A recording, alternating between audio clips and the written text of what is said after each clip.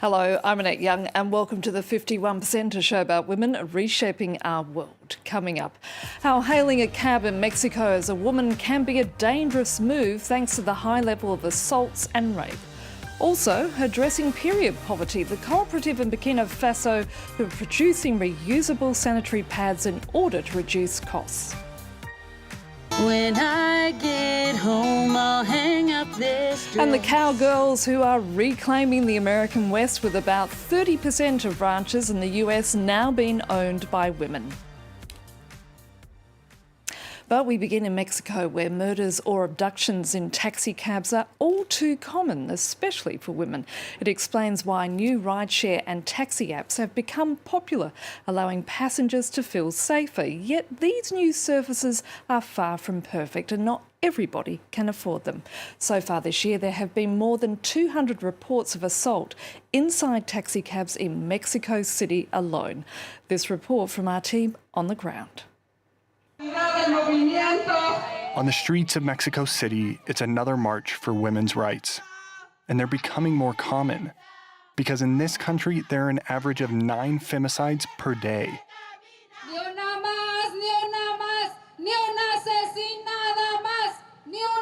Celeste has been shouting these slogans for years, and she's gotten even louder since she suffered her own attack from a taxi driver. This city is so big, so chaotic, so violent. But there was a time when violence seemed to subside. So I never imagined that I was going to experience it so directly.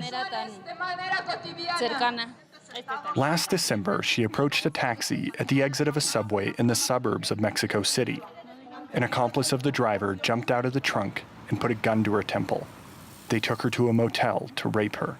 It was around here that she was released after several hours of torture. When they held me captive, they threatened me. They told me to never report them. They had all my personal information and told me that they could find me. The kidnapping happened right near my house, so I had to move in order to not feel that terrible anxiety and paranoia. Since the beginning of the year, at least 6 taxi drivers have been arrested for rape, kidnapping, or murder in Mexico City alone. But others are still on the run, like the one involved in the murder of 19-year-old Daniela last May. The young woman had taken a taxi after leaving work to meet her fiancé at a party. The messages exchanged during the journey were her last signs of life.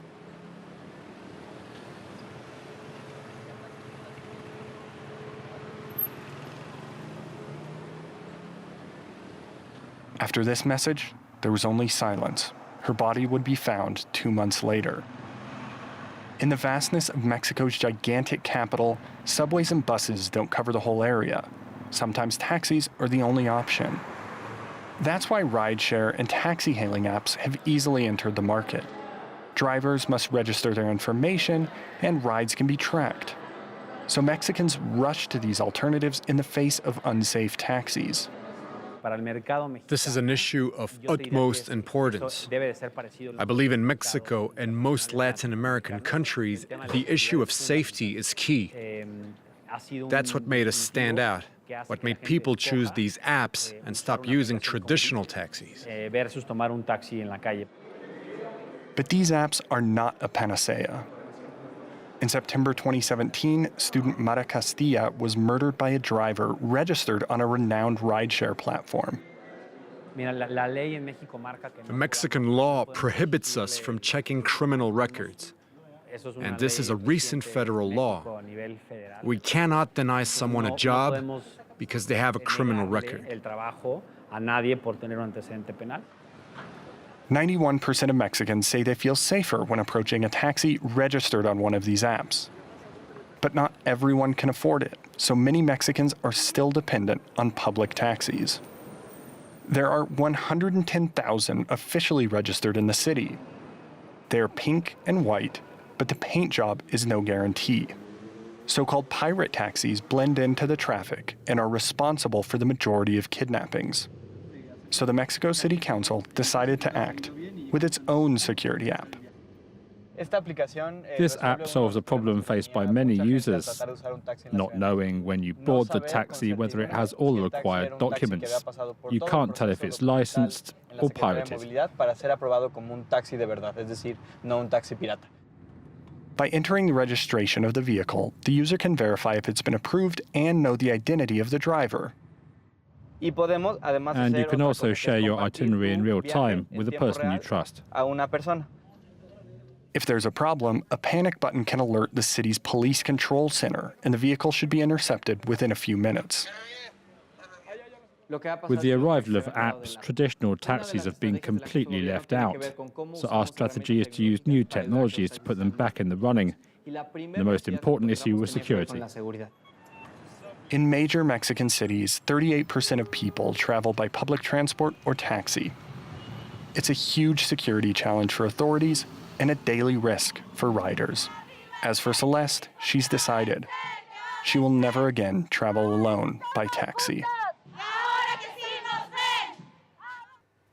Now, we've talked on this show before about the expense of menstruation, and as this following report shows, in the African country of Burkina Faso, a women's cooperative has started producing reusable sanitary towels to help reduce the cost of having periods. At this Ouagadougou market stand, a new local product is making waves. Reusable sanitary towels made in Burkina Faso.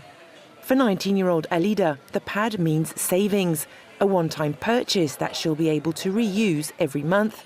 And it's practical too.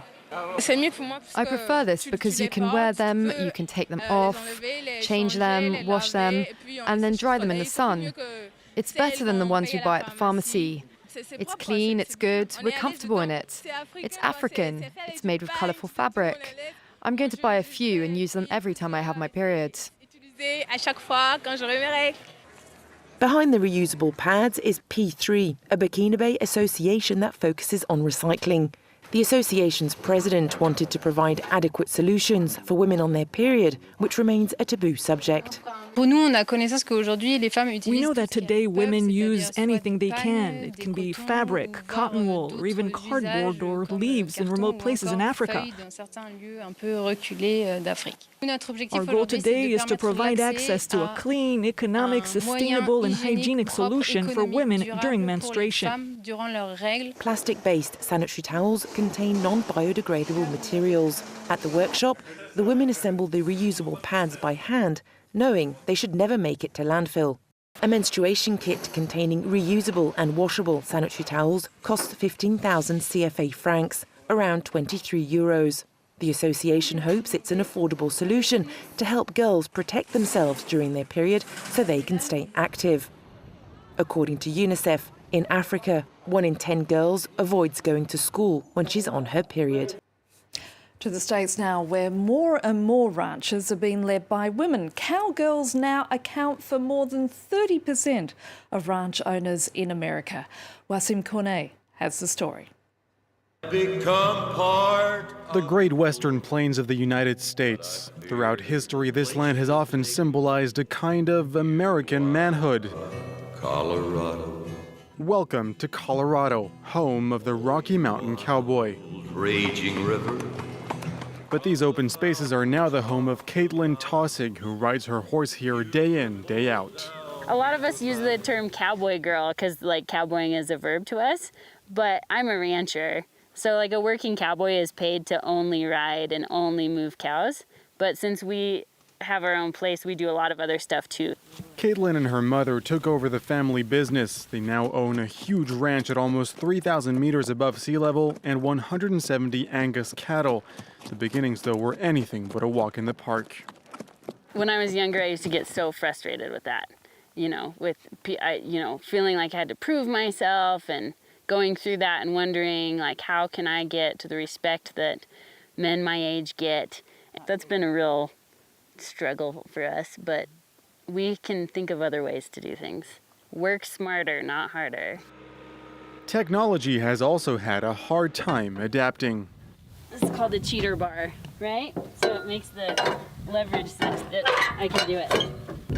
I can't reach the ground in. Companies have yet to alter machinery to make it suitable for Caitlin's height. There's a foot throttle and there's a hand throttle. So I just use the hand throttle because I can't reach it. In the last 40 years, the number of women that own or co-own a ranch has jumped from 5 to 30%. Men are increasingly leaving this grueling line of work, and women are inheriting the businesses left behind in the process. And for many of them, it's a difficult price to pay. Guys can do it with kids if their wives will like follow around. But again, like if the dude wants to take care of the kids and do the cooking. So that's where, like, if you want to be a woman cowboy, I think that things are going to be different for you.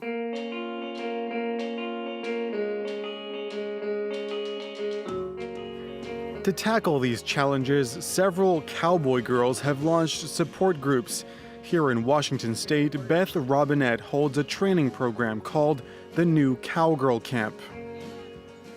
And the thing about going back and forth is, like, you become 4 people's worth of people. If you're just walking, you know, you're only covering 2 feet. Here's an environment for you to learn the things you want to know in a way where you can ask silly questions. They can enter into this industry and be welcomed instead of feeling like they have to fight and, you know, like, again, like all this brute force attitude. And the trainers here want to change agriculture by focusing on the environment and animal well-being. If I had no love of life. Back in Colorado, Caitlin Tausig's workday is finally over. It's time for her to pick up her guitar and dive into her other passion, music. Colorado. For decades, it was the voice of men that echoed across these mountains. That girl who got your last name, she... But today, it's Caitlin's voice that sings the history of the American West. When I get home, I'll hang up this dress. And that's it for now. You can also connect with us via our Facebook page, that of course being France24.51%, or do send us a tweet at _51%. So until our next show, bye for now.